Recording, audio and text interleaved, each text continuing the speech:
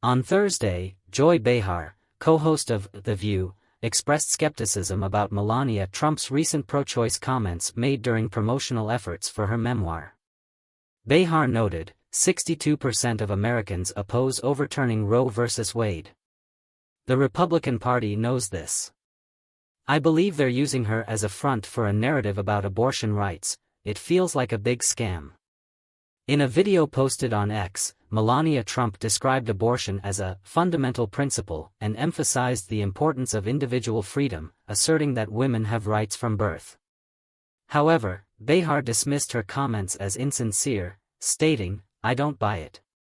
Co-host Sunny Hostin suggested that Melania might be attempting to undermine her husband, former President Trump, as the election approaches.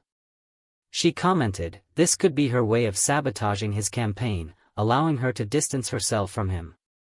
As the election nears, Trump and his allies have softened their messaging on abortion, acknowledging its impact on voter sentiment.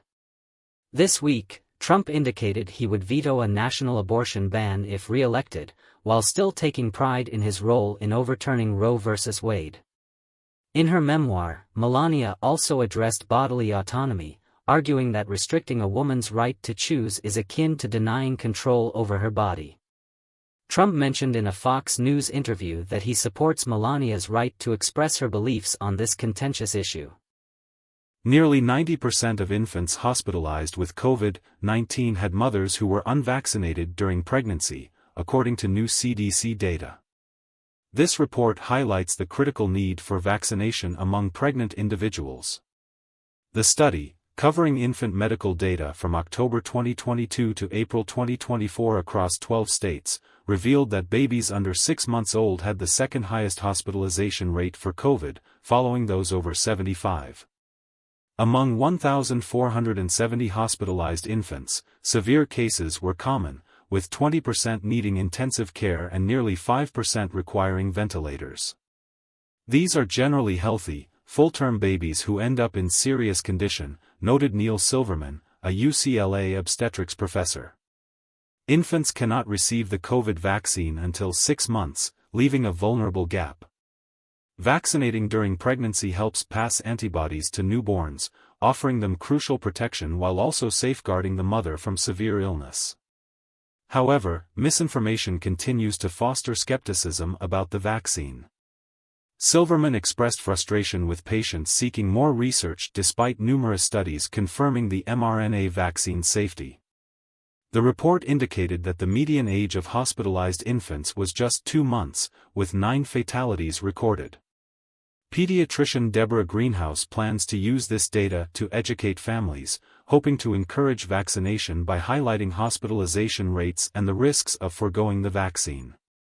To boost vaccination rates, Silverman suggests that healthcare providers offer COVID shots directly in their offices rather than sending patients elsewhere, as this could prevent a significant loss of vaccination opportunities.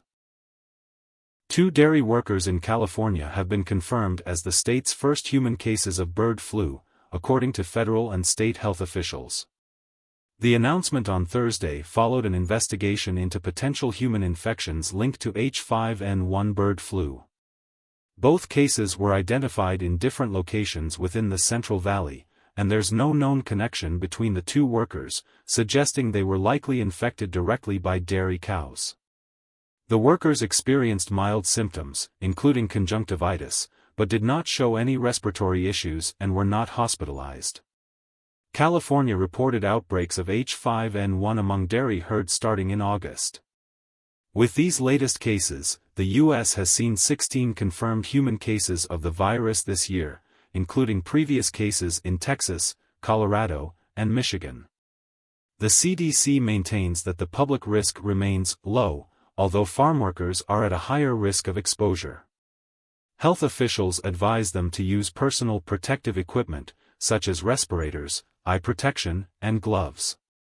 Of the 16 human cases reported, 6 were associated with infected dairy cows, while 9 involved exposure to poultry. However, the origin of one case in Missouri is still under investigation, as health officials explore potential person-to-person transmission after flu-like symptoms appeared in those close to the infected individual.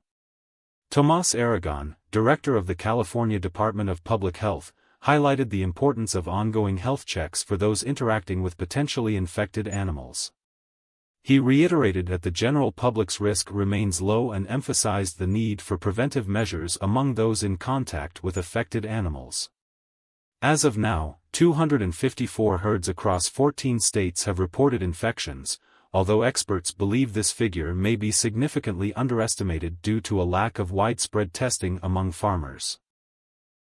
Thanks for watching. Hit the like button and subscribe for more healthcare updates.